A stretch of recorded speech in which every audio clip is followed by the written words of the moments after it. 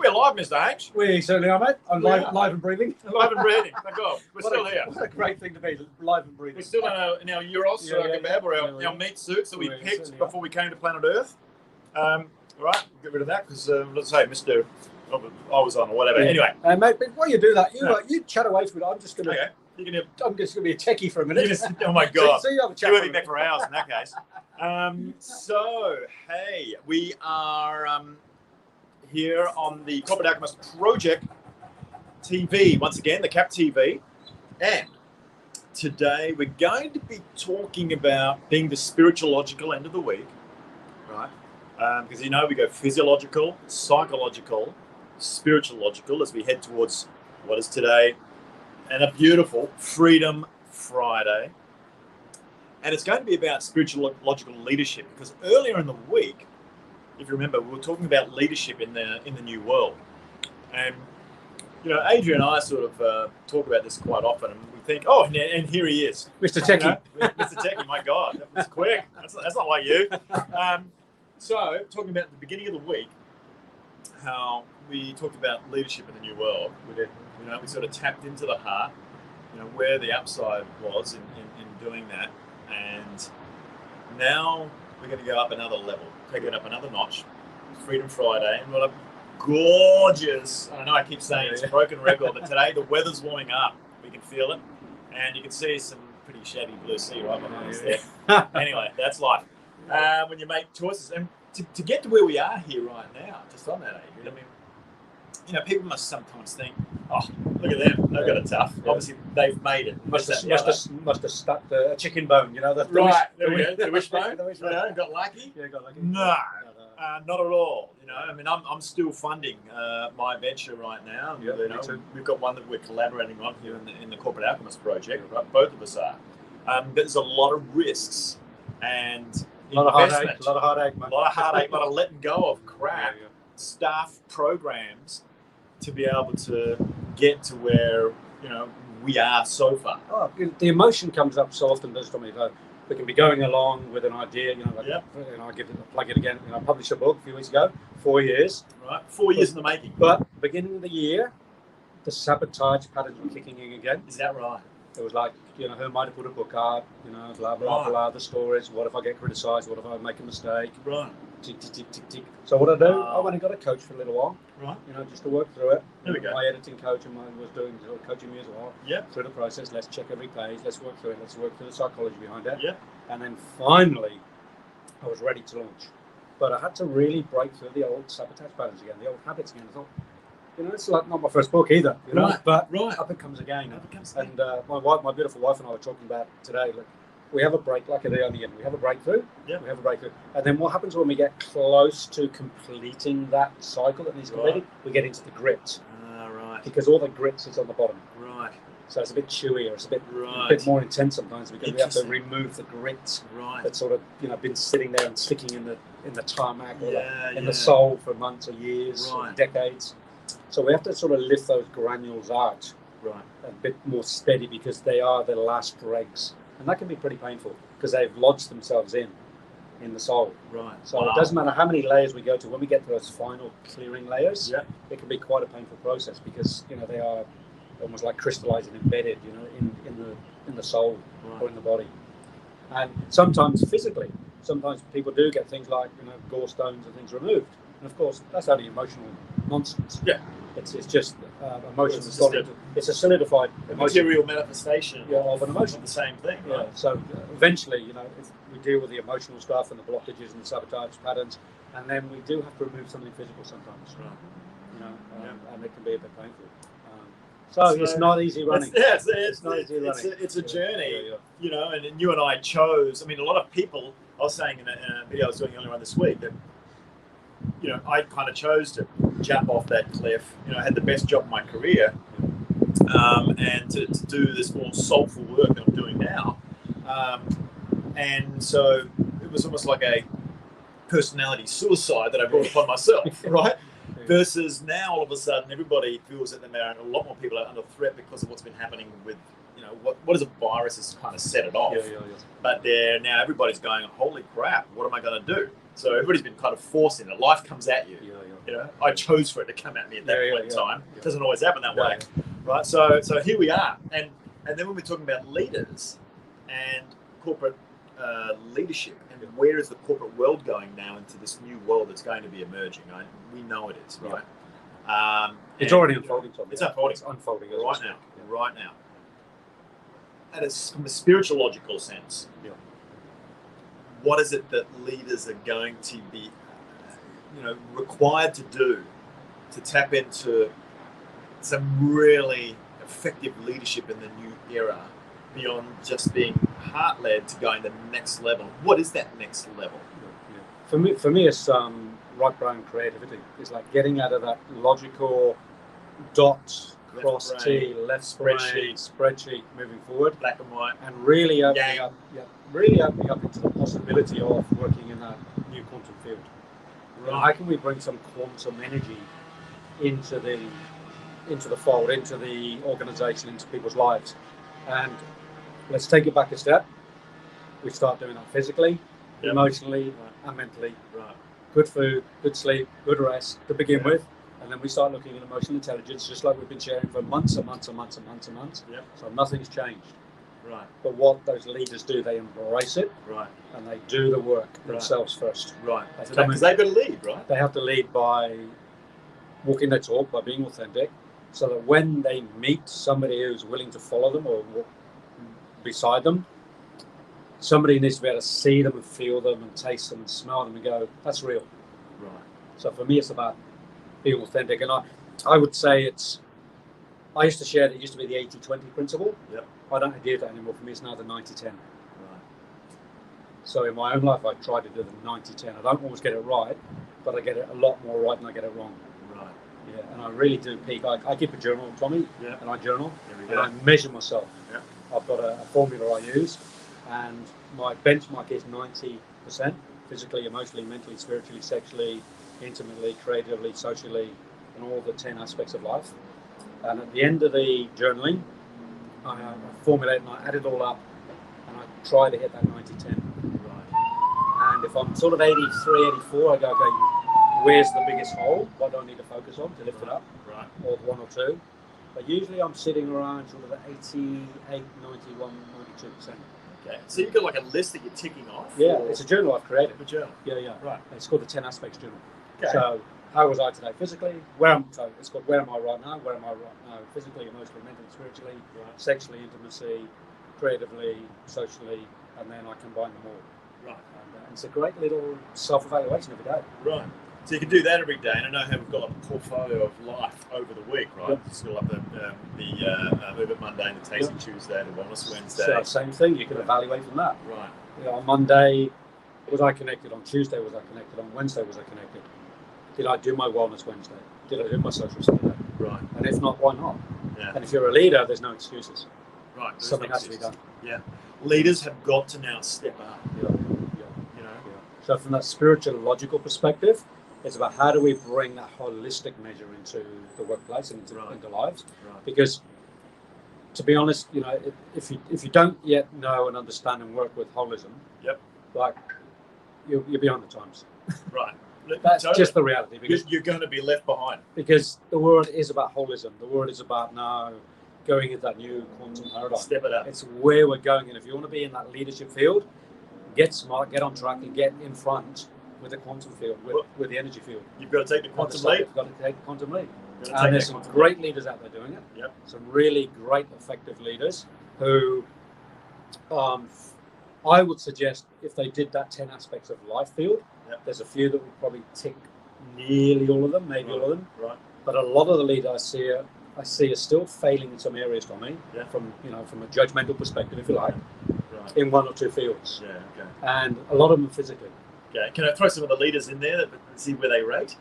Yeah, let's have a little play. Oh, this would be a bit interesting. I don't know about publicly naming and shaming. I'm not into that game. All right. Okay. Well, you go as risky as you want to go. I'll throw just some names out there. An easy one to begin with, maybe Nelson Mandela. Yeah. So Nelson Mandela, one of the most courageous men.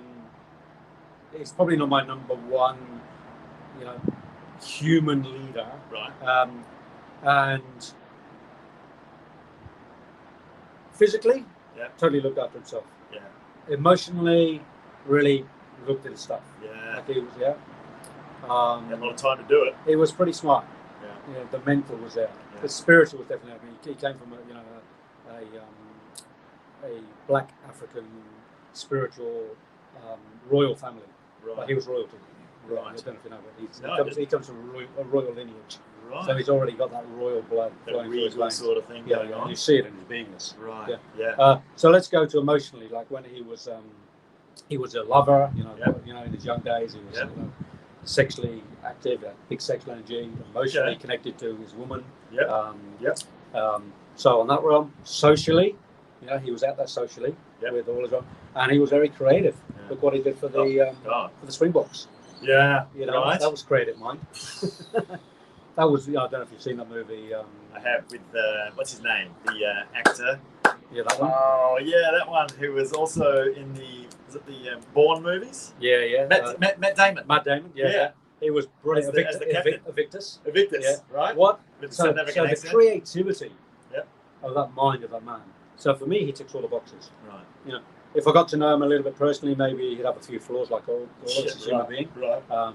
But if we think what he went through, and the way he conducted himself after being incarcerated for 28 years. 28 and years. Torture. My corporate career was 28 years. Yeah, and torture. Not that I've drawn any parallels. And vilified and put down and with the fear of death. Yeah. And he said, I am willing to die. He said in court. Right. He said, I am willing to die. Right. Wow. How much of that be ego? How much of that would be... I think he transcended ego. Yeah. I think so too. I really get a sense of, if you want to see somebody who transcended ego. Yeah. Early days, when he was doing boxing and he was out there and he was a politician, there was lots of ego to see it. But as he went through that incarceration stage and came through that, he transcended ego. He transcended hatred. Right. He was emanating love. He just was. I mean, if you're missing the point there, then go and study. Go and read Long Walk to Freedom. If you haven't read the book to read in terms of leadership of somebody's human story, Long Walk to Freedom by Mandela. Thick book. Like it's cried my way through it. Wow. Cried my way through it. I mean, he had a lot of time.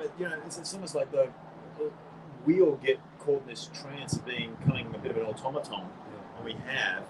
With the current systems and the education system we brought up, we go and get our degrees and get our job and the old routine. And so we've been so occupied or distracted with that. He went to jail for 3 decades almost. Yeah, for his cause. Right. He was a lawyer. He was a smart lawyer. Right. That's how he started. He actually started representing people as one of the first black lawyers in Johannesburg. Right. Because he went to Johannesburg from his village to be a lawyer in the office. Be a lawyer. So he was coming up through the ranks. And he got some cases. And in the early days, it was like, you're just a black man. You can't be a lawyer. Language. Right. And then he just I've got a law degree. So he had a law degree, but he couldn't walk on the streets because he was black. Right. After 10 o'clock because of apartheid. Right.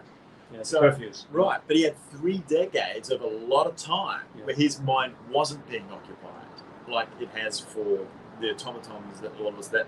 I say every day because he studied in jail. Right, but he had the choice. Yeah. It wasn't like he had all his obligations and a housing loan and the only thing he kids did, with the education. And you know what I'm talking about, right? He didn't have a choice to sit there all day smashing up rocks. He had space. But in terms of his study, that was choice. Right. In terms of holding his sense of self was choice. Right. Yeah. For him to take on the prison system, he was in the prison. I think it took him 6 years because the blacks had to wear shorts. Right. I think it was the Indians could and the whites could wear trousers. Right.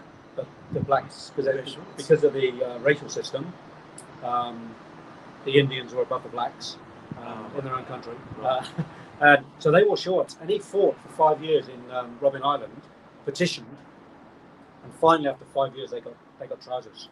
And that was him. That was him. Yeah. He started there in the jail. Yeah, he started there in the jail. Inside out. And in the end, the jailers had respect for him. Right.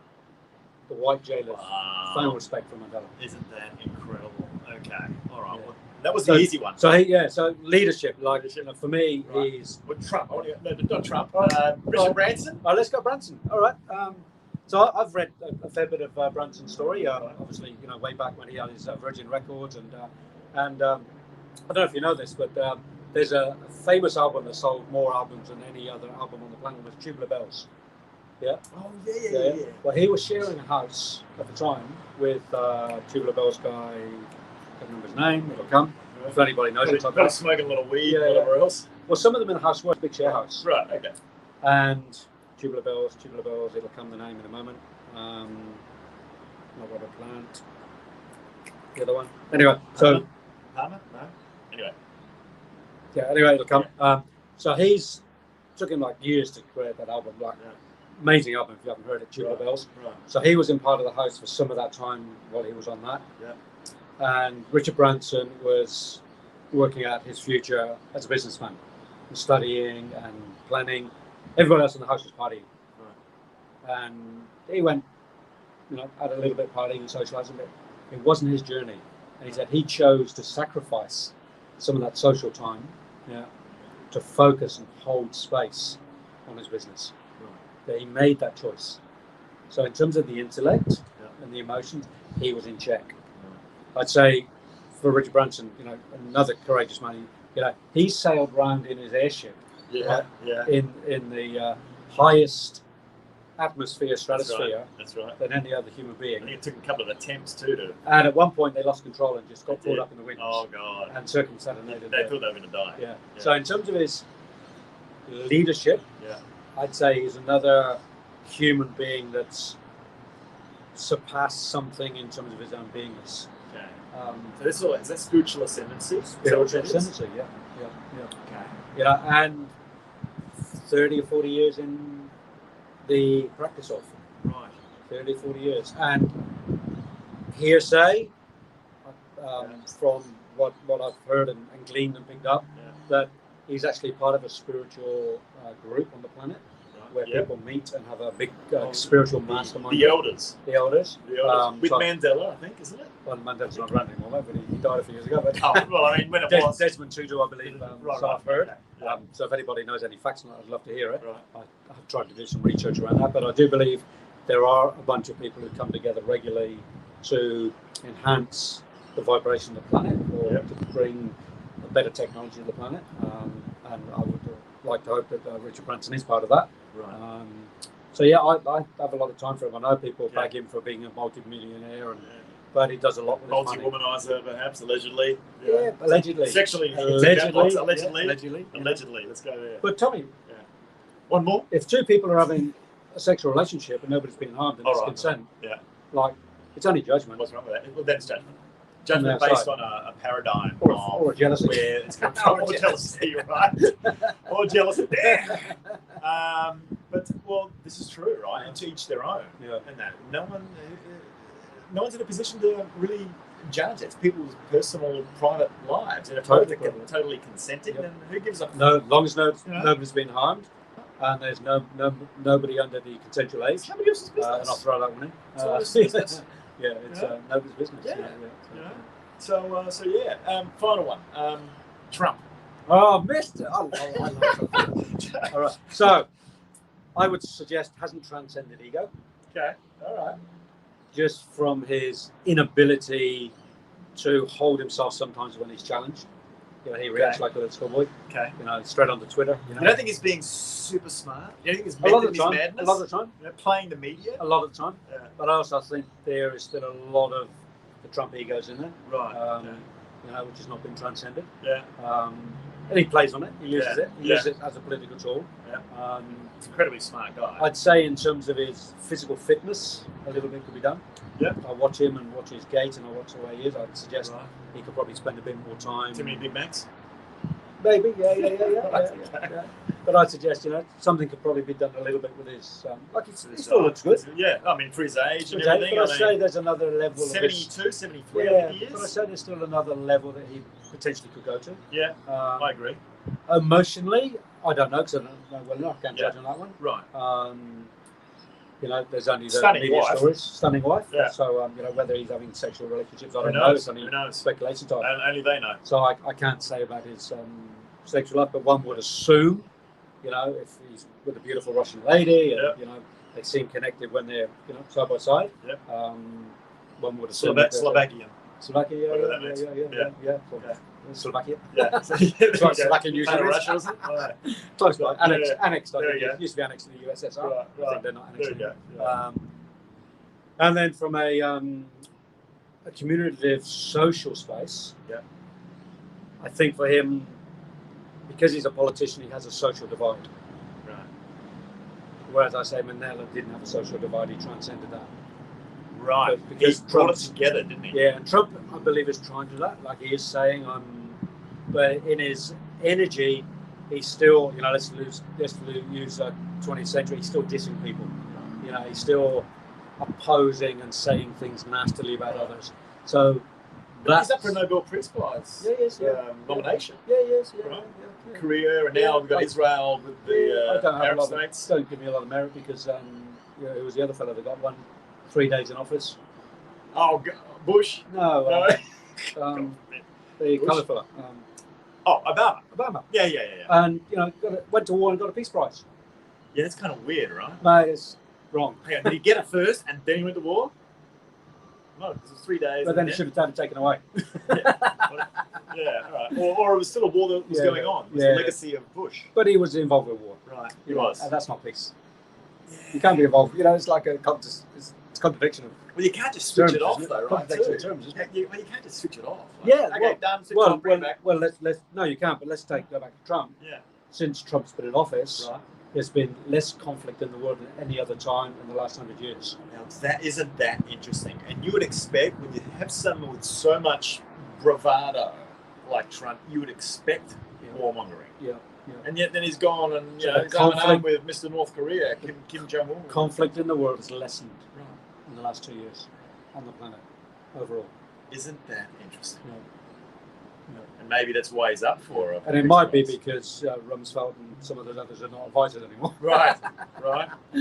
I'm just throwing that one in. Yeah, right, Rumsfeld. Oh my God. Yeah. Yes. Oh boy. Yeah. So, all right. So then, what would be your advice for people to take steps towards leaders spiritually ascending? What have they got to do? Go and do the personal development work. Okay. Straight away. Go and do the self-evaluation straight away. Right. And ask yourself this question: would I allow myself to lead me if I was my leader? That's an interesting. I do this in my men's work. I say, would you date yourself? Would you date yourself? Go at yourself. Yeah. Would you date yourself? So it's the same. Would you be led like? Would Adrian be led by Respect Adrian? To be led by Adrian. And most of the time, yes. I trust myself enough, and I trust me and my leadership skills, experience, and vision to be able to do that. There's aspects of my being that I wouldn't engage with. My shadow. We've all got stuff to work on. The punk. Yeah.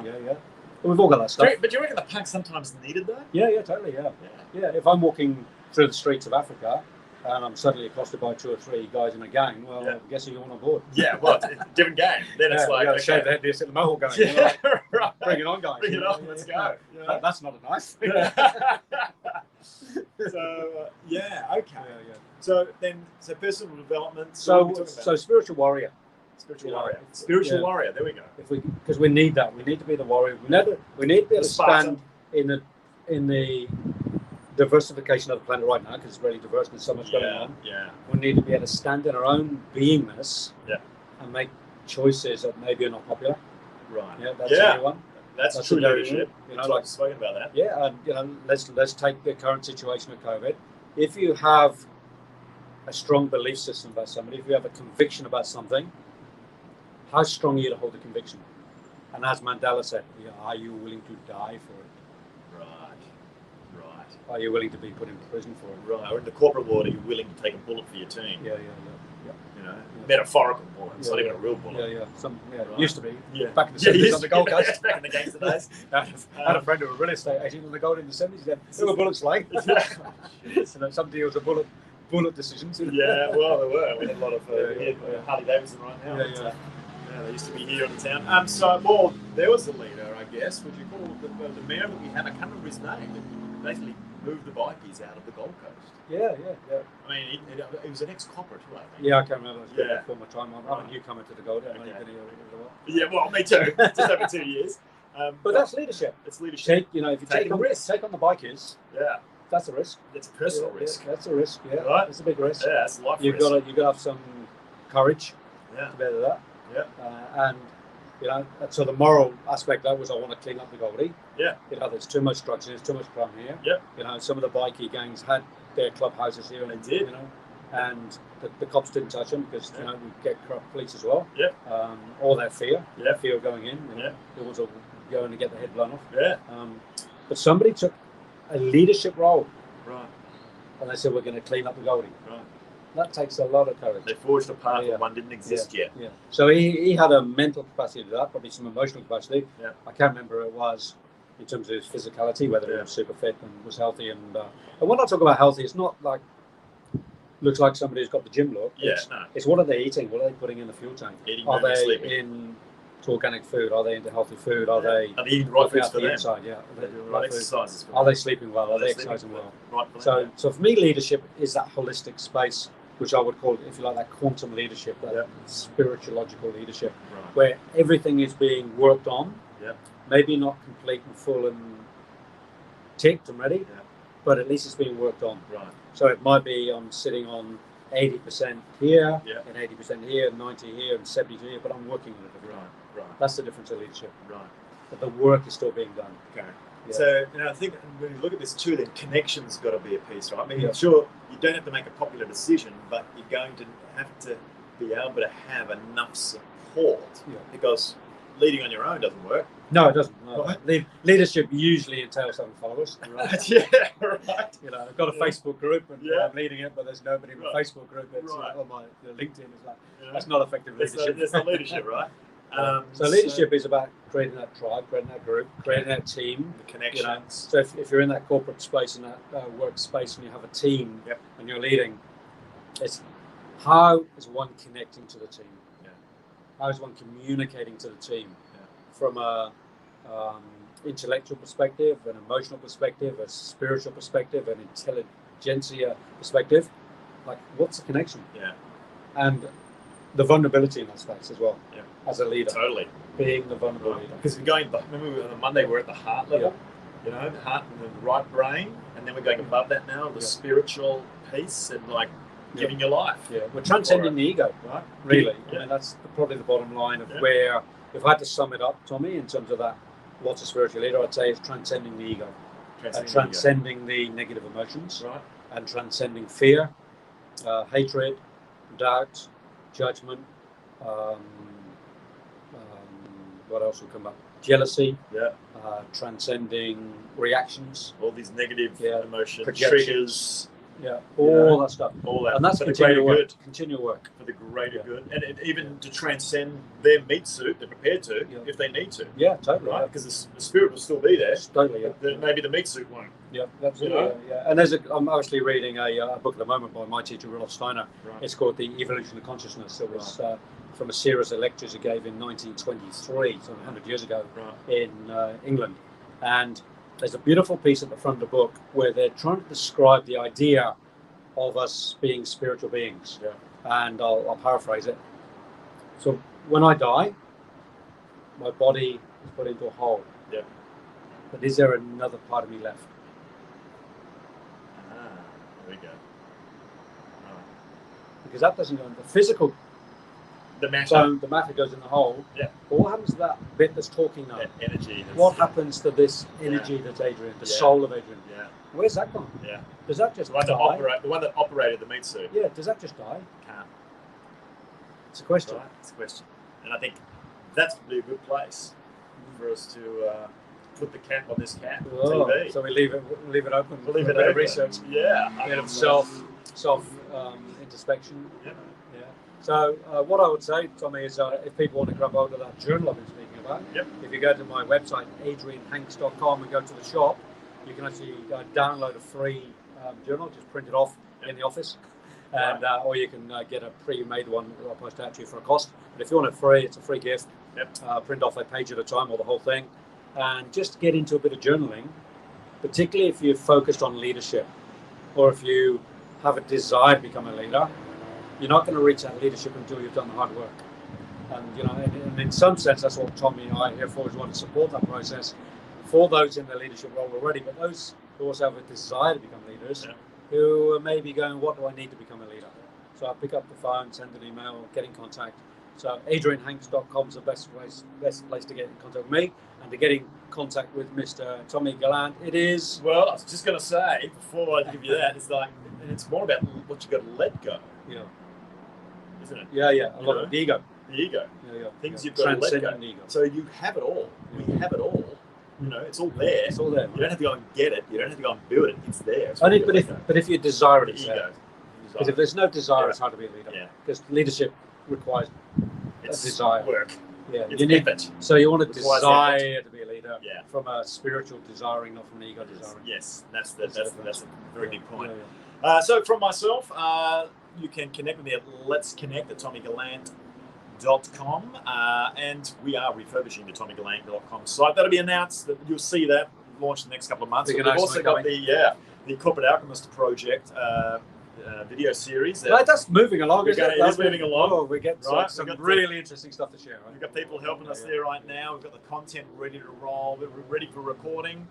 So we're sorting that out right now, which is going to be really good.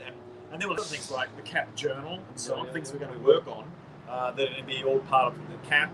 There's going to be merchandise. There's going to be retreats. Going to be the next phase. CAP International. CAP International. There we go. Corporate Alchemist Project, international, global, stratospherical, astronomical, universal, quantum. The quantum. It's everywhere, and there is no time.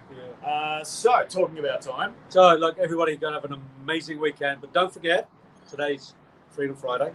It is. Tomorrow it's Social Saturday, and you have Soulful Sunday, and then we flick back into Move It Monday. So remember, every single day of the week's important. It is. And if you can start to journal that, if you can start to tune into that and get that into a rhythm, it'll be life-changing. It will be totally life-changing. Tommy Gallant? It's a journey. All right, I think we've got a wrap. It's a wrap. It's another one done. Thanks, everybody. Have a great one, guys. Take care. Have a great weekend.